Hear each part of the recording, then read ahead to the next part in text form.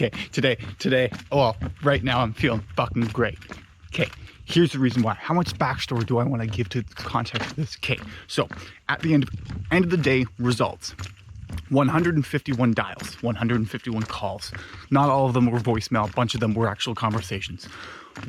Only one turned into a demo booked for next Tuesday at 2 p.m. Mountain Time. But the key thing about that one, that demo was booked on the 147th phone call. So say I stopped at 140, that my stats for the day would be 140 and 0. But here's what I'm just so happy about, is because for the past couple days where I've been dialing, I've always been at the top of the leaderboard for the company for the most dials kind of thing. And that's my goal. That's where I want my mind to sit. It is a core part of my identity that I'm at the top. So whenever I see myself in a position that I'm not there, it's like, fuck, that's not me. So I gotta get there kind of thing. But so there were two guys who normally are they're also top ranking kind of things. They also, I see them setting demos and closing deals effectively. So top performers. Around mid-afternoon, they all of a sudden had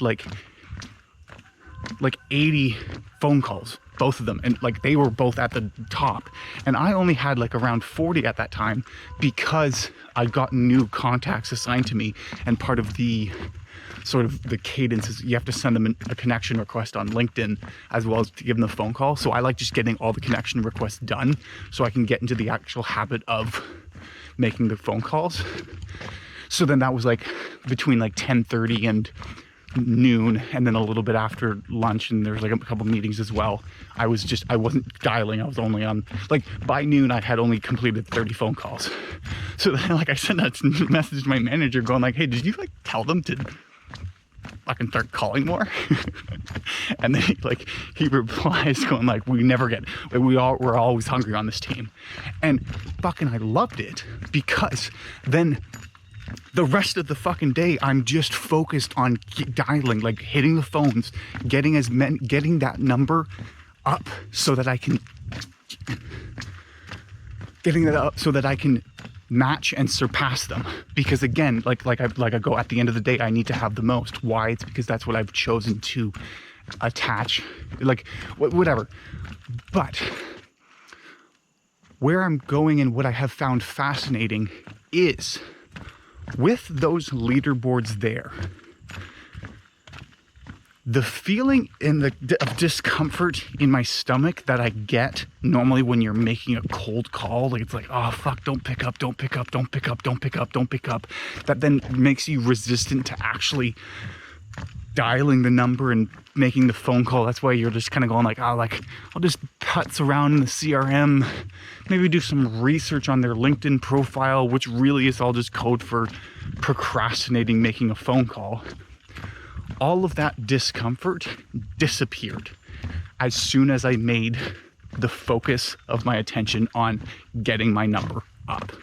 Because then whenever I had that feeling of, I actually don't think I ever had that feeling, but whenever I would normally get that feeling of kind of thing, you gotta go oh no, push through, I just would look at the live leaderboard and then go how the fuck is he get 12 calls in the last 20 minutes?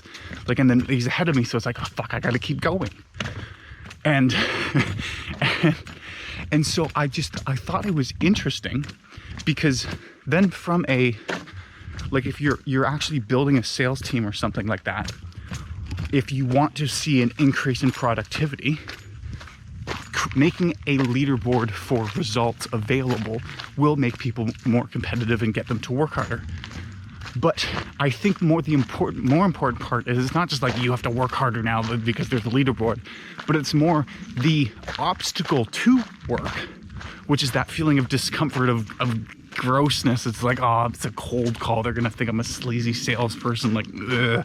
All of that kind of stuff is gone when you replace it with just that competitive sort of atmosphere. So then it just is, I think it was mostly interesting because I really experienced, there were certain names and certain kind of things like that pop up. Like if I see, the last time I called, I had to leave a message with the gatekeeper, and then the phone call took 2 minutes, and then it was like, or there's like the cold call connected with the guy, but I left a note for myself saying, like, I introduced myself and he hung up immediately. Normally that would be like no, I'll call this guy tomorrow. And then that tomorrow always turns into, no, I'll call this guy tomorrow kind of thing. But now it was just like, no, bang. Like I didn't have that thought. The thought was just phone number, call, it doesn't matter.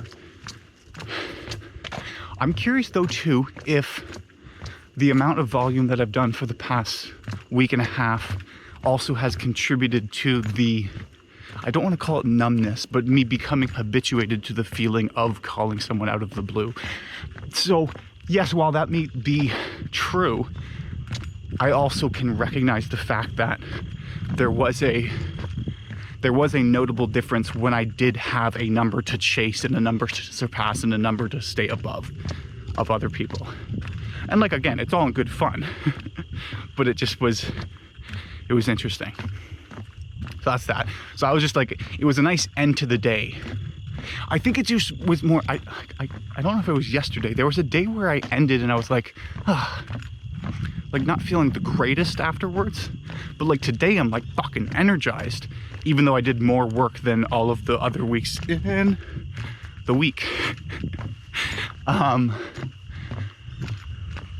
Also today I didn't get up at 6. I mean, I woke at 6, but stayed in bed, just kept snoozing, didn't get out of bed until 8. So I'm okay with that because tomorrow I have to. Again, I can see myself not going to bed on time. Like that's like, if you want to get up early and stay getting up early, you have to go to bed on time. That's the secret. I'm also enjoying eating avocados. Those are good. I edited a video last night, having fun with that. Have started to add text and stuff. I think that I'm going to actually try with this. Okay, also I think that it makes more sense to have 2 channels, one ideas or tools, and the second the Duncan Alderdice thing, because then I can actually focus on building. When I say that out loud, it's like, am I going to get too distracted? No, I think it's more just going, because here's the thing. If I'm trying to build a business, I want to build a business with the intent of being able to sell the business. Now, that doesn't mean that the only goal is to sell the business, but it's more you want to build a structure that someone else finds valuable. Because the 2 very meta models for a business are either a self-standing and sustainable structure or a genius with 1,000 helpers. And you don't want that one because this one's just a different kind of job, whereas this one actually is an asset. Because if I'm like, hey, I'm an investor person with $1 gazillion, I'm going to buy someone else's business. And I look at this guy and I'm like, hey, I want to buy your business from you. And he says, I don't want to work. And I was like, okay, cool. I buy that business. He goes home and doesn't work anymore. And nobody knows what to do because all of the tasks had to go through him. So then the business fails. So therefore not worth anything because it's only worth something with that person in it.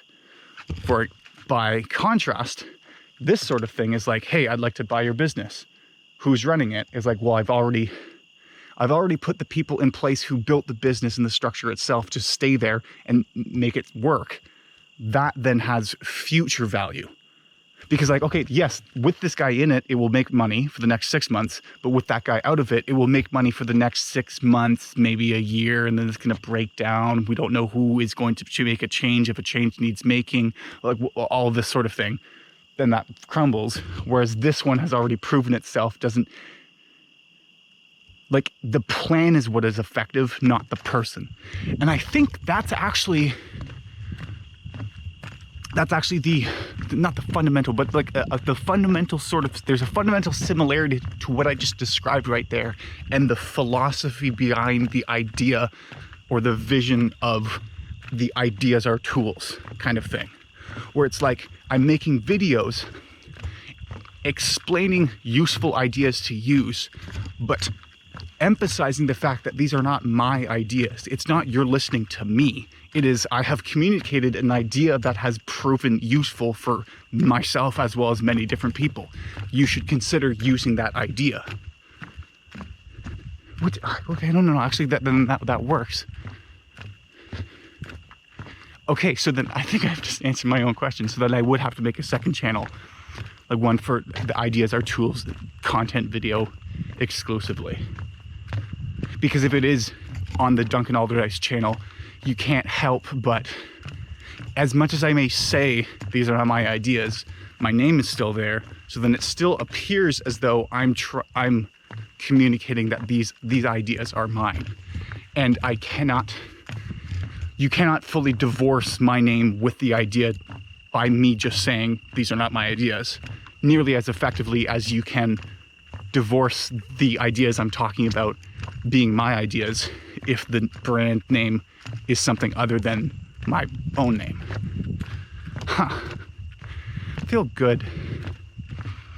Also, it's interesting the impact of working for a good company has, because I found myself being able to put my life together better. Like the way I see it, like things are working better. Now that could just be, oh, there's someone, fuck, 1 second.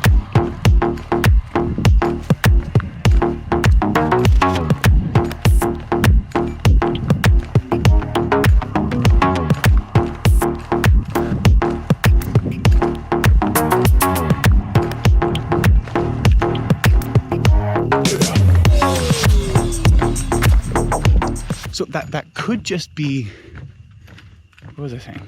Hopefully I cut to this part. I probably should have. Oh, that could just be a variety of circumstances. Maybe there's the change of apartment. It definitely cannot be completely attributed to the change in business, because I don't want to imply too heavily that the previous employer I had was the reason for that. I think more what I'm just recognizing is, I think that's more what it is. Recognizing the impact that your environment has on your behavior. That if I have bad habits in an old apartment, that's kind of a basement dungeon sort of thing, and I move to a brighter space with as a blank slate sort of thing, and try to put new habits there, that is conducive to a better sort of lifestyle. As well as if you feel recognized, get along with the people, and that you're I think the recognition is a big one. Like feeling that your contributions are seen, heard, and valued. That's the word, valued. Like constantly. Like you don't go home feeling exhausted. Like again, at the end of the day, I don't feel like, holy fuck, thank God the day is over. I feel like, holy shit, well, let's fucking go, you know? So that is interesting.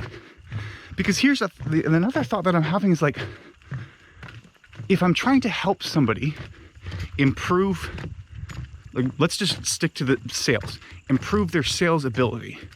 Like, honestly, a solid piece of advice if they're struggling is to find a different job. Like literally. Which feels like too harsh of a thing to say, but honestly, having actually experienced it, I can attest to the fact that it will have a positive impact. Again, that's the one that I finished doing yesterday, was like, if your intent matches the intent of the environment, then you will see maximum change, or something like that. Regardless, at the end of the day, I'm feeling fucking good, feeling alive, energized, and yeah, that's all I have to say right now. That's all I have to say.